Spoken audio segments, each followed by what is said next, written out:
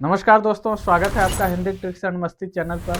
दोस्तों, सरकार ने राशन कार्ड में ई केवाईसी को अनिवार्य कर दिया है ताकि हर व्यक्ति की पहचान सुनिश्चित हो सके और गलत नामों या मृत व्यक्तियों के नामों को राशन कार्ड से हटाया जा सके।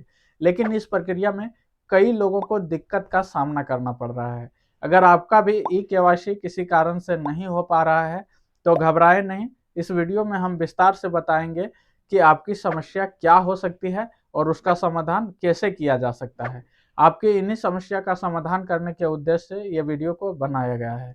वीडियो को पूरा देखें, तभी आपको इसकी वास्तविक समस्या का पता चलेगा और समाधान करने में आसानी होगी, क्योंकि यहाँ पे हर समस्या का हल मिलेगा। आइए एक एक करके ई केवाईसी न होने के मुख्य कारण और समाधान के बारे में जानते हैं। दोस्तों, इसमें सबसे पहली समस्या आती है कि ई केवाईसी करते वक्त कार्डधारी या उनके परिवार के सदस्यों का फिंगरप्रिंट काम नहीं करना। तो इसके कई कारण हो सकते हैं फिंगरप्रिंट काम नहीं करने के। इन सभी कारणों में आपको यह ध्यान से देखना है और पता करना है कि आपके साथ कौन सा कारण है जिसकी वजह से फिंगरप्रिंट काम नहीं कर रहा है, और कारण पता चलने के बाद आप आसानी से उसका समाधान कर सकते हैं। तो आपकी जानकारी के लिए बता दूं, राशन कार्ड में ई केवाईसी केवल उन्हीं लोगों का होता है जिनके राशन कार्ड में आधार जुड़ा हुआ होता है, तभी आपका ई केवाईसी में फिंगरप्रिंट काम करेगा।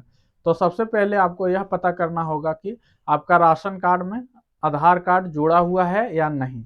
तो इसे पता करने के कई तरीके हैं।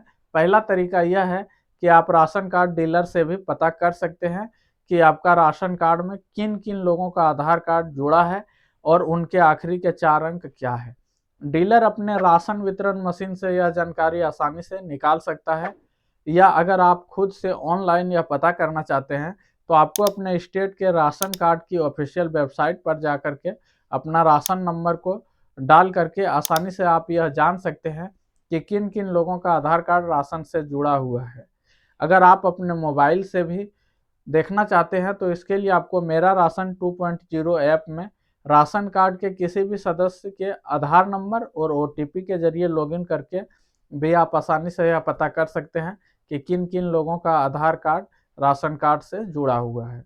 इसके बाद दूसरी समस्या यह आती है कि किसी भी सदस्य का आधार अन्य किसी दूसरे व्यक्ति के साथ जुड़ा हो सकता है। परिवार के सदस्य की गलत जानकारी दर्ज होने से भी ई केवाईसी फेल हो सकता है।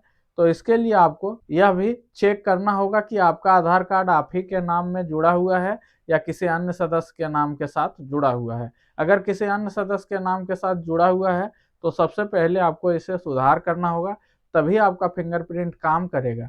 तो इसे ठीक करने के लिए आप राशन कार्ड डीलर या ऑनलाइन वेबसाइट पर जानकारी अपडेट कर सकते हैं। दोस्तों, कई बार ई केवाईसी नहीं होने के कारण आपके उंगलियों के निशान यानी फिंगरप्रिंट को फिंगरप्रिंट सेंसर ठीक से पढ़ नहीं पाता है, इसलिए भी आपका ई केवाईसी नहीं हो पाता है। अगर आपकी उंगलियों के निशान ठीक से नहीं दिखाई दे रहा है या मिट चुका है तो ऐसे में आपका ई केवाईसी नहीं हो सकता है।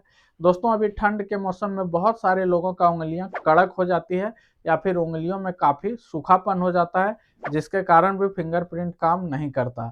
तो ऐसे में आपको अपना हाथ को अच्छे तरह से धो करके उसे थोड़ा मुलायम करना होगा, और अगर फिर भी फिंगरप्रिंट काम नहीं कर रहा है तो उसमें बोरोप्लस, बोरोलिन या वैसलीन वगैरह जो भी मॉइस्चराइजिंग क्रीम आता है, 1-2 दिन अच्छी तरह से आपको अपने हाथों की उंगलियों पर लगाना है और उसके बाद फिर से वापस से आपको ट्राई करना है। अगर फिर भी आपका फिंगरप्रिंट काम नहीं कर रहा है तो अन्य दूसरे जगह से, जैसे यदि आपका बैंक अकाउंट है तो उनमें आप अपना फिंगरप्रिंट लगा के बैलेंस चेक करके या फिर कैश विड्रॉ करके यह पता कर सकते हैं कि आपका उंगली काम कर रहा है या नहीं कर रहा है। अगर दूसरे जगह पे आपका उंगली काम कर रहा है तो आपको ई केवाईसी के लिए फिर से दोबारा से प्रयास करना चाहिए, क्योंकि कई बार नेटवर्क का भी प्रॉब्लम होता है, जिससे आपका सब कुछ सही रहने के बाद भी अगर राशन कार्ड के सर्वर में कोई प्रॉब्लम या दिक्कत होती है तो फिर भी आपका ई केवाईसी नहीं हो पाता है।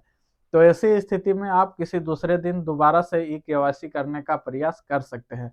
और अगर आपका उंगली अन्य दूसरे जगह भी काम नहीं कर रहा है तो ऐसे में आपको अपने आधार कार्ड में अपना बायोमेट्रिक अपडेट कराना होगा, यानी कि फिंगरप्रिंट आपको वापस से नया कराना होगा, उसमें अपडेट कराना होगा। इसमें आपका लगभग 1 हफ्ता तक का समय लग सकता है, और जब आप उसे चेक करें कि आपका फिंगरप्रिंट अपडेट हो गया है तो वापस से आपको दोबारा से ई-केवाईसी करने का प्रयास करना चाहिए।